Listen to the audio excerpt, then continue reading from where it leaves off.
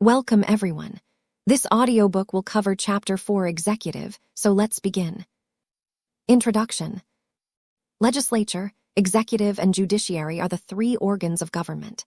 Together, they perform the functions of the government, maintain law and order, and look after the welfare of the people.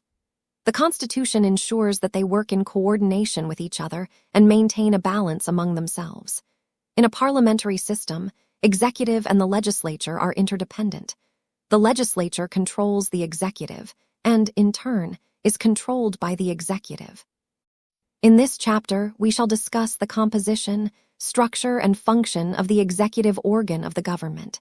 This chapter will also tell you about the changes that have occurred in recent times due to political practice.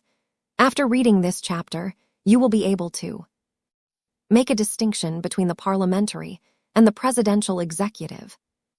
Understand the constitutional position of the President of India. Know the composition and functioning of the Council of Ministers and the importance of the Prime Minister. And understand the importance and functioning of the administrative machinery. What is an executive? Who is in charge of the administration of your school? Who takes important decisions in a school or a university? In any organization, some office holder has to take decisions and implement those decisions. We call this activity administration or management. But administration requires a body at the top that will take policy decisions or the big decisions and supervise and coordinate the routine administrative functioning. You may have heard about the executives of big companies, banks, or industrial units. Every formal group has a body of those who function as the chief administrators or the executives of that organization. Some office holders decide the policies and rules and regulations, and then some office holders implement those decisions in actual day-to-day functioning of the organization. The word executive means a body of persons that looks after the implementation of rules and regulations in actual practice.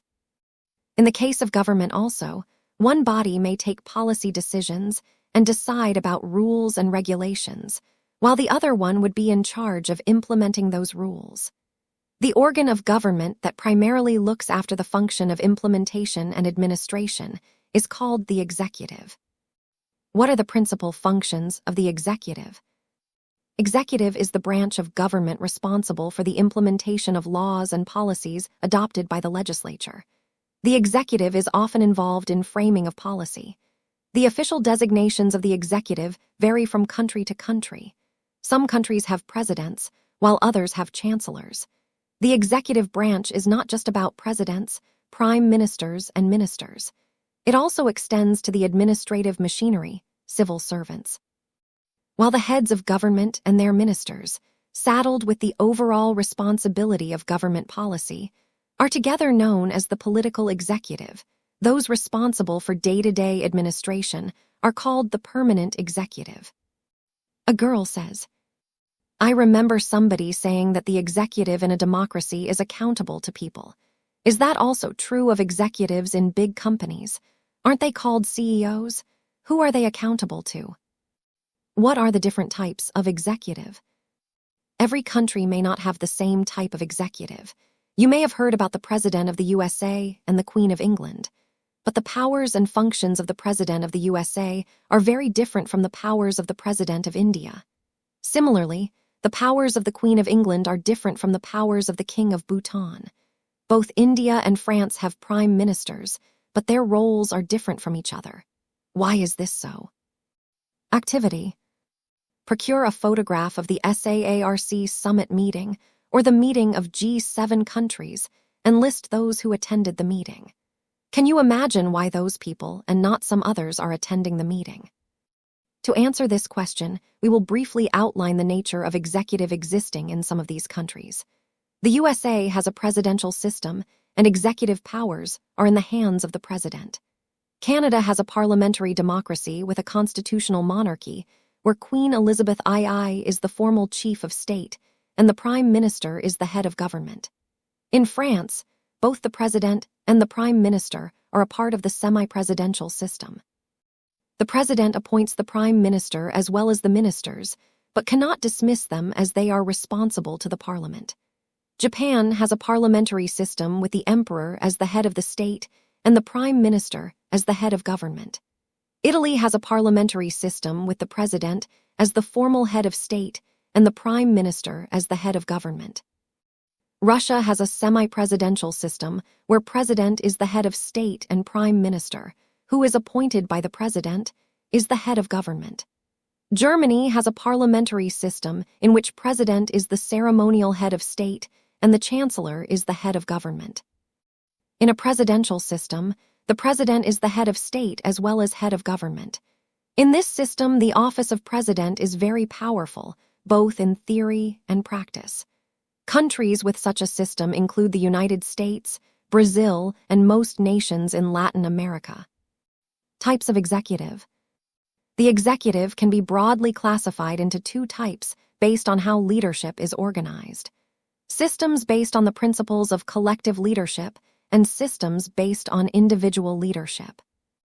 Systems based on the principles of collective leadership.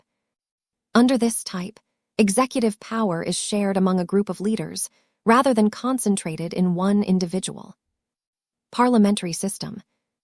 In a parliamentary system, the head of the government is usually known as the prime minister. The prime minister is the leader of the majority party in the legislature and is accountable to the legislature, meaning the government remains in office only as long as it enjoys the confidence of the legislature. The head of the state may be either a monarch, constitutional monarchy, or a president, parliamentary republic. In both cases, the head of the state mainly performs ceremonial functions. Semi-presidential system. In a semi-presidential system, there is both a president, who serves as the head of the state, and a prime minister, who serves as the head of the government. The prime minister and the council of ministers are responsible to the legislature, while the president performs important constitutional and executive functions. Systems based on individual leadership. In this type of executive authority is concentrated in a single individual. Presidential system. In a presidential system, the president is both the head of the state and the head of the government. The president is usually directly elected by the people and is not accountable to the legislature for remaining in office. This means the president does not depend on the confidence of the legislature to continue in office. Ceremonial executive. The head of the state in a parliamentary system is generally a ceremonial executive. If the head of the state is a monarch, the system is called a constitutional monarchy. If the head of the state is a president, the system is known as a parliamentary republic. In both cases, the real executive powers are exercised by the prime minister and the council of ministers. Semi-presidential executive in Sri Lanka. In 1978, the Constitution of Sri Lanka was amended and the system of executive presidency was introduced. Under the system of executive presidency, people directly elect the president. It may happen that both the president and the prime minister belong to the same political party or to different political parties. The president has vast powers under the Constitution. The president chooses the prime minister from the party that has a majority in the parliament. Though ministers must be members of the parliament, the president has the power to remove the prime minister or ministers. Apart from being the elected head of state and the commander-in-chief of the armed forces, the president is also the head of the government. Elected for a term of 6 years, the president cannot be removed except by a resolution in the parliament passed by at least 2/3 of the total number of members of parliament. If it is passed by not less than 1/2 of the total number of members of parliament, and the speaker is satisfied that such allegations merit inquiry, then the speaker can report the matter to the Supreme Court. How is the position of the president and prime minister in Sri Lanka different from India? Compare the role of Supreme Court in the impeachment of the president in India and Sri Lanka. In a parliamentary system, the prime minister is the head of government. Most parliamentary systems have a president or a monarch who is the nominal head of state. In such a system, the role of president or monarch is primarily ceremonial and prime minister, along with the cabinet wields effective power. Countries with such system include Germany, Italy, Japan, United Kingdom, as well as Portugal. A semi-presidential system has both a president and a prime minister, but unlike the parliamentary system, the president may possess significant day-to-day powers. In this system, it is possible that sometimes the president and the prime minister may belong to the same party, and at times they may belong to two different parties and thus would be opposed to each other. Countries with such a system include France, Russia, Sri Lanka, etc. Check your progress. Naha, it is really very simple. A country having a president has a presidential executive, and one with a prime minister has parliamentary executive. How would you explain to Neha that this is not always the case? Parliamentary, executive in India. When the Constitution of India was written, India already had some experience of running the parliamentary system under the Acts of 1919 and 1935. This experience had shown that in the parliamentary system, the executive can be effectively controlled by the representatives of the people. The makers of the Indian Constitution wanted to ensure that the government would be sensitive to public expectations and would be responsible and accountable. The other alternative to the parliamentary executive was the presidential form of government. But the presidential executive puts much emphasis on the president as the chief executive and as source of all executive power. There is always the danger of personality cult in presidential executive. The makers of the Indian Constitution wanted a government that would have a strong executive branch, but at the same time, enough safeguards should be there to check against the personality cult. In the parliamentary form, there are many mechanisms that ensure that the executive will be answerable to and controlled by the legislature or people's representatives. So the Constitution adopted the parliamentary system of executive for the governments both at the national and state levels. A boy says, "Haven't we had very strong prime ministers? Does it mean that even the parliamentary system is not foolproof against personality cult? That means people and the legislatures have to be constantly vigilant." According to this system, there is a president who is the formal head of the state of India and the prime minister and the council of ministers, which run the government at the national level. At the state level, the executive comprises the governor and the chief minister and council of ministers. The Constitution of India vests the executive power of the Union formally in the president. In reality, the president exercises these powers through the council of ministers headed by the prime minister. The president is elected for a period of 5 years, but there is no direct election by the people for the office of president. The president is elected indirectly. This means that the president is elected not by the ordinary citizens, but by the elected MLAs and MPs. This election takes place in accordance with the principle of proportional representation, with single transferable vote. The president can be removed from office only by Parliament by following the procedure for impeachment. This procedure requires a special majority as explained in the last chapter. The only ground for impeachment is violation of the Constitution. Power and position of President. Article 74, 1. There shall be a council of ministers with the Prime Minister at the head to aid and advise the President who shall, in the exercise of his functions, act in accordance with such advice. Provided that the President may require the Council of Ministers to reconsider such advice, and the President shall act in accordance with the advice tendered after such reconsideration. Do you know what the word shall means here? It indicates that the advice is binding on the President. In view of the controversy about the scope of the President's powers, a specific mention was made in the Constitution by an amendment that the advice of the Council of Ministers will be binding on the President.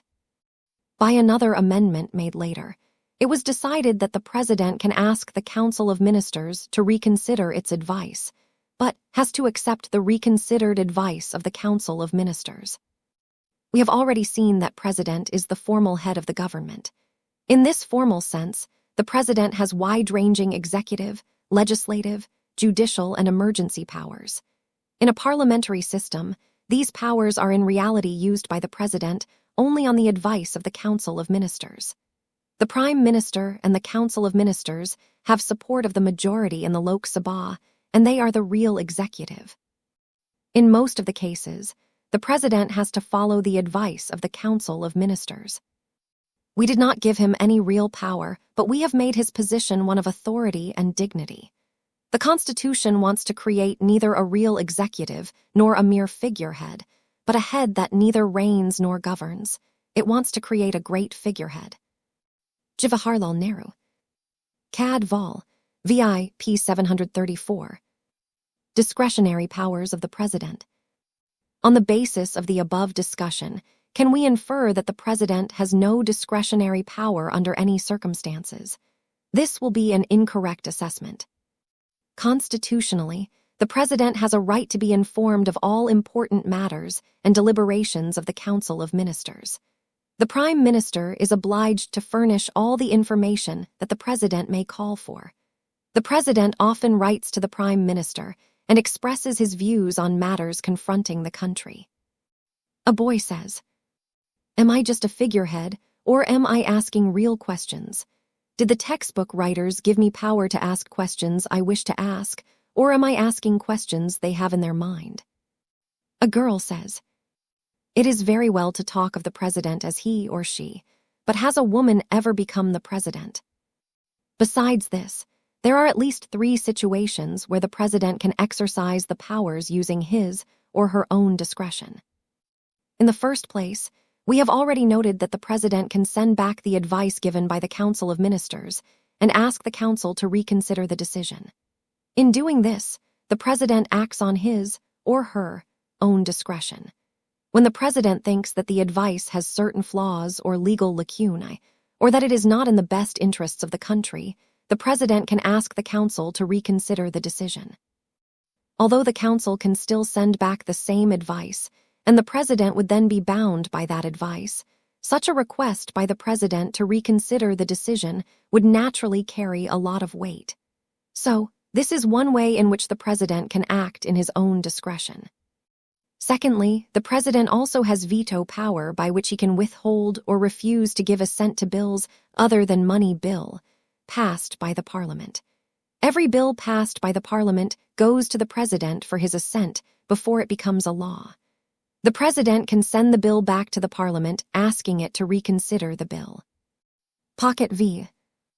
We saw that there is no time limit on the President for giving his assent to a bill.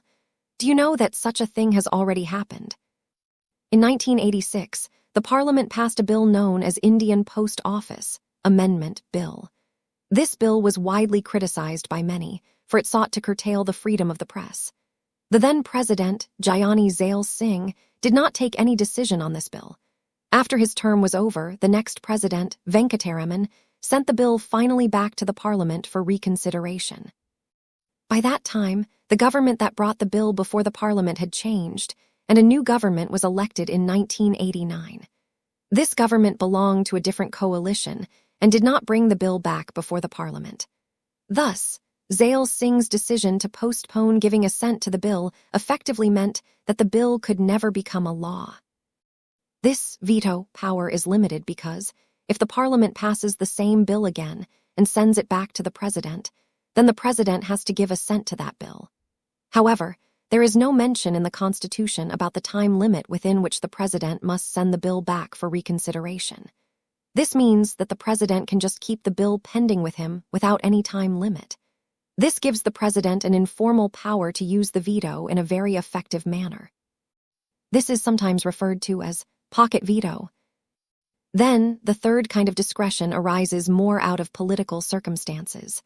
Formally, the President appoints the Prime Minister. Normally, in the parliamentary system, a leader who has the support of the majority in the Lok Sabha would be appointed as Prime Minister, and the question of discretion would not arise.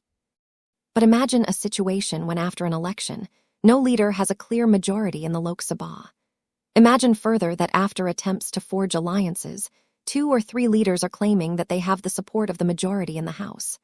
Now, the President has to decide whom to appoint as the Prime Minister.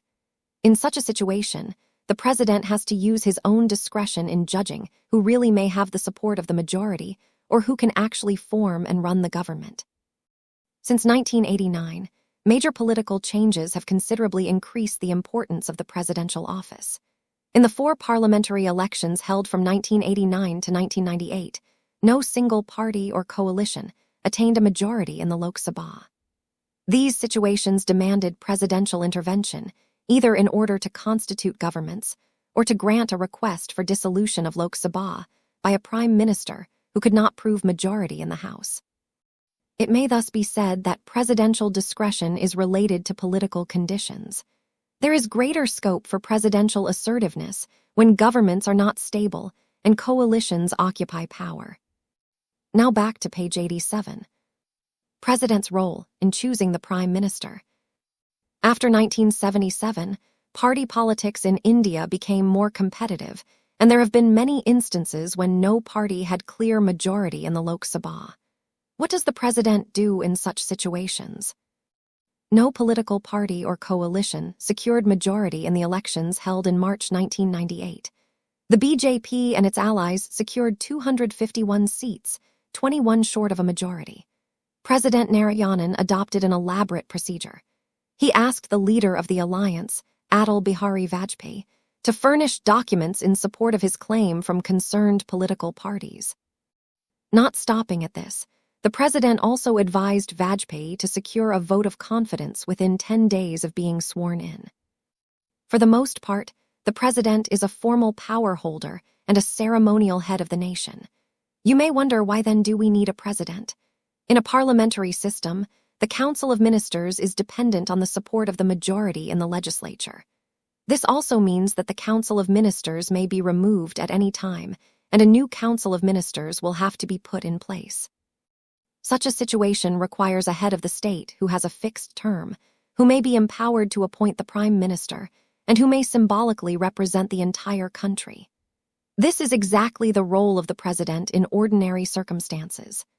Besides, when no party has a clear majority, the president has the additional responsibility of making a choice and appointing the prime minister to run the government of the country. The Vice President of India. The Vice President is elected for 5 years. His election method is similar to that of the President. The only difference is that members of state legislatures are not part of the Electoral College. The Vice President may be removed from his office by a resolution of the Rajya Sabha passed by a majority and agreed to by the Lok Sabha. The Vice President acts as the ex officio chairman of the Rajya Sabha and takes over the office of the president when there is a vacancy by reasons of death, resignation, removal by impeachment, or otherwise. The vice president acts as the president only until a new president is elected. B.D. Jatti acted as president on the death of Fakhruddin Ali Ahmed until a new president was elected. Check your progress. Imagine that the prime minister wants to impose president's rule in one state because the state government has failed to effectively curb atrocities against the Dalits in that state. The president has a different position. He is saying that the provision regarding president's rule should be used only sparingly. In this situation, which of the following courses are open to the president? A. Tell the prime minister that he will not sign on the order promulgating president's rule. B. Dismiss the prime minister. C. Ask the prime minister to send CRPF to that state. D. Make a press statement about how the prime minister is wrong. E. Discuss the matter with the prime minister and try to dissuade him from taking this action, but if he insists, agreeing to sign the said order. Prime Minister and Council of MINISDRS. Read a cartoon. 22, August 1954. There is no Council of Ministers without the Prime Minister. This cartoon shows how, literally, the Prime Minister leads the Council of Ministers. No discussion of government or politics in India would normally take place without mentioning one office, the Prime Minister of India. Can you imagine why this is so? We have already seen earlier in this chapter that the President exercises his powers only on the advice of the Council of Ministers. The Council of Ministers is headed by the Prime Minister. Therefore, as head of the Council of Ministers, the Prime Minister becomes the most important functionary of the government in our country. In the parliamentary form of executive, it is essential that the Prime Minister has the support of the majority in the Lok Sabha. This support by the majority also makes the Prime Minister very powerful. The moment this support of the majority is lost, the Prime Minister loses the office. For many years after independence, the Congress Party had the majority in the Lok Sabha, and its leader would become the Prime Minister. Since 1989, there have been many occasions when no party had majority in the Lok Sabha. Various political parties have come together and formed a coalition that has majority in the House. In such situations, a leader who is acceptable to most partners of the coalition becomes the Prime Minister. Formally, a leader who has the support of the majority is appointed by the President as Prime Minister. Read a cartoon. Why do people want to be ministers? This cartoon seems to suggest that it is only for perks and status. Then why is there competition for some portfolios? The Prime Minister then decides who will be the ministers in the Council of Ministers. The Prime Minister allocates ranks and portfolios to the ministers. Depending upon the seniority and political importance, the ministers are given the ranks of Cabinet Minister, Minister of State, or Deputy Minister. In the same manner, chief ministers of the states choose ministers from their own party or coalition. The Prime Minister and all the ministers have to be members of the Parliament. If someone becomes a minister or Prime Minister without being an MP, such a person has to get elected to the Parliament within 6 months. There were some members in the Constituent Assembly who felt that ministers should be elected by the legislature and not selected by the Prime Minister or Chief Minister. Swiss system, under which the legislature elects the executive for a certain period, is to my mind the best form of government for the provinces. The system of the single transferable vote is the best system that can be adopted for the appointment of the executive, because in that all interests will be represented and no party in the legislature will have any occasion to feel that it is not represented. Begum Isas Rassel. Cad Vol. IV. P. 631, 17 July 1947. Size of the Council of Ministers. Before the 91st Amendment Act, 2003, the size of the Council of Ministers was determined according to exigencies of time and requirements of the situation. But this led to very large size of the Council of Ministers. Besides, when no party had a clear majority, there was a temptation to win over the support of the members of the Parliament by giving them ministerial positions, as there was no restriction on the number of the members of the Council of Ministers. This was happening in many states also. Therefore, an amendment was made that the Council of Ministers shall not exceed 15% of total number of members of the House of the People, or Assembly, in the case of the states. In the chapter on the legislature, you will study in detail the various mechanisms through which the Parliament controls the executive. But remember that the most important feature of parliamentary executive is that the executive is routinely under the control and supervision of the legislature. The Council of Ministers is collectively responsible to the Lok Sabha. This provision means that a ministry which loses confidence of the Lok Sabha is obliged to resign. The principle indicates that the ministry is an executive committee of the Parliament, and it collectively governs on behalf of the Parliament. Collective responsibility is based on the principle of the solidarity of the cabinet. It implies that a vote of no confidence even against a single minister leads to the resignation of the entire Council of Ministers. It also indicates that if a minister does not agree with a policy or decision of the cabinet, he or she must either accept the decision or resign. It is binding on all ministers to pursue or agree to a policy for which there is collective responsibility. In India, the Prime Minister enjoys a preeminent place in the government. The Council of Ministers cannot exist without the Prime Minister. The Council comes into existence only after the Prime Minister has taken the oath of office. The death or resignation of the Prime Minister automatically brings about the dissolution of the Council of Ministers, but the demise, dismissal, or resignation of a minister only creates a ministerial vacancy. The Prime Minister acts as a link between the Council of Ministers on the one hand and the President as well as the Parliament on the other. It is this role of the Prime Minister which led P.T. Nehru to describe him as the linchpin of government.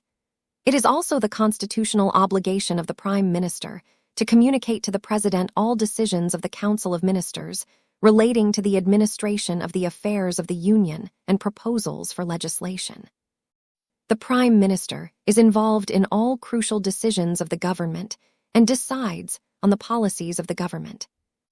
Thus, the power wielded by the Prime Minister flows from various sources: control over the Council of Ministers, leadership of the Lok Sabha, command over the bureaucratic machine, access to media, projection of personalities during elections, projection as national leader during international summitry, as well as foreign visits. A boy says, "Is it that a person becomes Prime Minister because he/she is powerful, or is it that you become powerful once you have become the Prime Minister?" However, the power which the Prime Minister wields and actually puts into use depends upon the prevailing political conditions. The position of the Prime Minister and Council of Ministers has been unassailable whenever a single political party has secured majority in the Lok Sabha. However, this has not been the case when governments have been led by coalitions of political parties. Since 1989, we have witnessed many coalition governments in India. Many of these governments could not remain in power for the full term of the Lok Sabha. They were either removed or they resigned due to loss of support of the majority. These developments have affected the working of the parliamentary executive. In the first place, these developments have resulted in a growing discretionary role of the president in the selection of prime ministers. Secondly, the coalitional nature of Indian politics in this period has necessitated much more consultation between political partners, leading to erosion of prime ministerial authority. Thirdly, it has also brought restrictions on various prerogatives of the prime minister, like choosing the ministers and deciding their ranks and portfolios. Fourthly, even the policies and programs of the government cannot be decided by the prime minister alone. Political parties of different ideologies come together both as pre-poll and post-poll allies to form a government.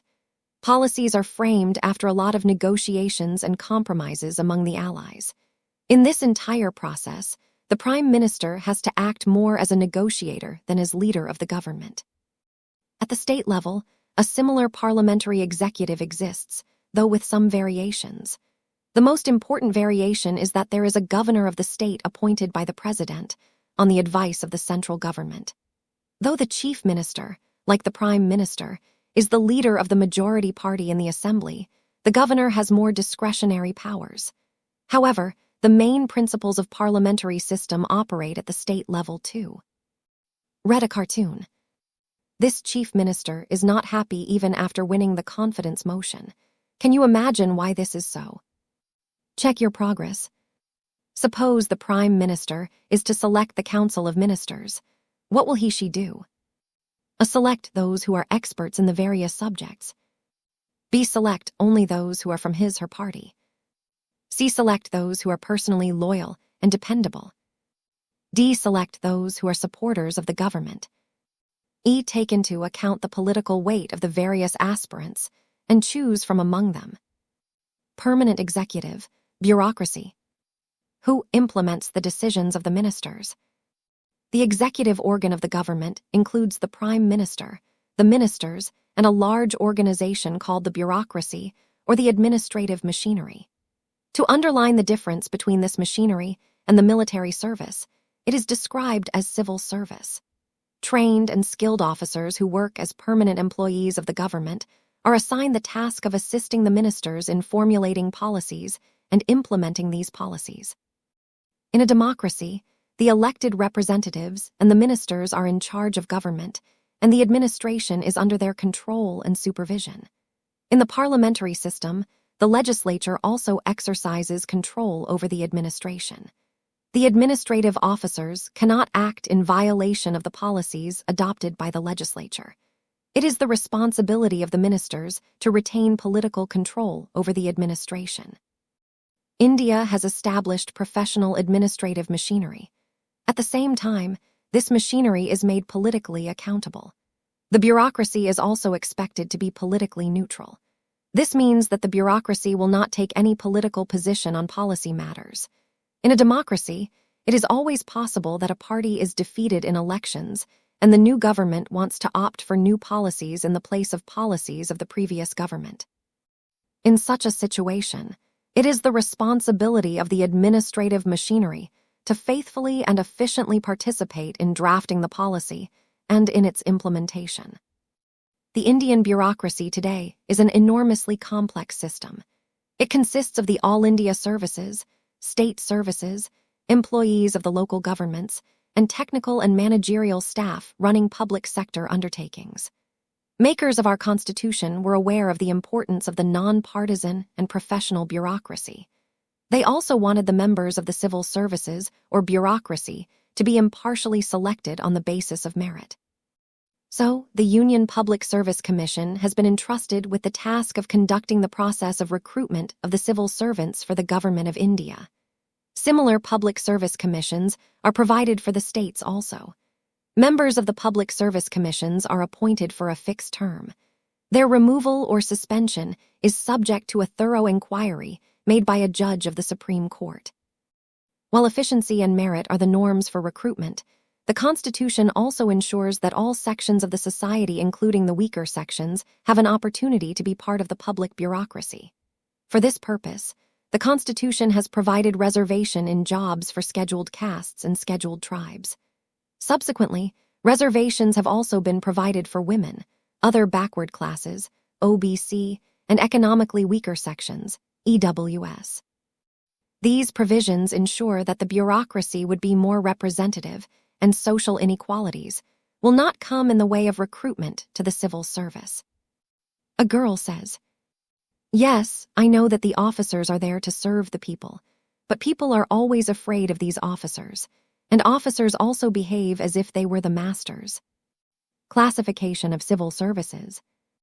1. All India Services. Indian Administrative Services, IAS. Indian Police Service, IPS. 2. Central Services. Indian Foreign Service, IFS. Indian Customs Service. 3. State Services. Provincial Civil Service. Persons selected by the UPSC for Indian Administrative Service and Indian Police Service constitute the backbone of the higher-level bureaucracy in the states. You may know that the collector of a district is the most important officer of the government at the district level. Do you know that the collector is normally an IAS officer, and that the officer is governed by the service conditions laid down by the central government? An IAS or IPS officer is assigned to a particular state, where he or she works under the supervision of the state government. However, the IAS or IPS officers are appointed by the central government. They can go back into the service of the central government, and most importantly, only the central government can take disciplinary action against them. This means that the key administrative officers of the states are under the supervision and control of the central government. Apart from the IAS and the IPS officers appointed by the UPSC, the administration of the state is looked after by officers appointed through the state public service commissions. As we shall study later in the chapter on federalism, this feature of the bureaucracy strengthens the control of the central government over the administration of the states. The bureaucracy is an instrument through which welfare policies of the government must reach the people. But most often, it is so powerful that people are afraid of approaching a government officer. It is a common experience of the people that bureaucracy is insensitive to the demands and expectations of the ordinary citizen. Only if the democratically elected government controls the bureaucracy, some of these problems can be effectively handled. On the other hand, too much political interference turns the bureaucracy into an instrument in the hands of the politician. Though the Constitution has created independent machinery for recruitment, many people think that there is no provision for protecting the civil servants from political interference in the performance of their duties. It is also felt that enough provisions are not there to ensure the accountability of the bureaucracy to the citizen. There is an expectation that measures like the right to information may make the bureaucracy a little more responsive and accountable. Conclusion. The modern executive is a very powerful institution of government. The executive enjoys greater powers compared to other organs of the government. This generates a greater need to have democratic control over the executive.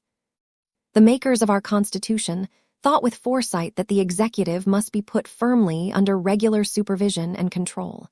Thus, a parliamentary executive was chosen. Periodic elections, constitutional limits over the exercise of powers, and democratic politics have ensured that executive organ cannot become unresponsive. Exercises. 1. A parliamentary executive means a executive where there is a parliament. B. Executive elected by the parliament. C. Where the parliament functions as the executive. D. Executive that is dependent on support of the majority in the parliament. 2. Read this dialogue. Which argument do you agree with? Why? Amit, looking at the constitutional provisions, it seems that the president is only a rubber stamp. Shama, the president appoints the prime minister, so he must have the powers to remove the prime minister as well. Rajesh, we don't need a president. After the election, the parliament can meet and elect a leader to be the prime minister. 3. Match the following. I works within the particular state in which recruited A. Indian Foreign Service. Roman 2. Works in any central government office located either at the national capital or elsewhere in the country B. State Civil Services. Roman 3. Works in a particular state to which allotted, can also be sent on deputation to the center C. All India Services. Roman 4. Works in Indian missions abroad D. Central Services. 4. Identify the ministry which may have released the following news items. Would this be a ministry of the central government or the state government? Why? An official release said that in 2005 the Tamil Nadu Textbooks Corporation would release new versions for standards VII, X and XI. B. A new railway loop line bypassing the crowded Tiruvallur-Chennai section to help iron ore exporters. The new line, likely to be about 80 km long, will branch off at Puttur and then reach Athapadu near the port. C. The 3-member subdivisional committee, formed to verify suicide by farmers in Ramyampet Mandal, has found that the 2 farmers who committed suicide this month have had economic problems due to failure of crops. 5. While appointing the Prime Minister, the President selects a leader of the largest party in the Lok Sabha. B. Leader of the largest party in the alliance, which secures a majority in the Lok Sabha. C. The leader of the largest party in the Rajya Sabha. D. Leader of the alliance or party that has the support of the majority in Lok Sabha. 6.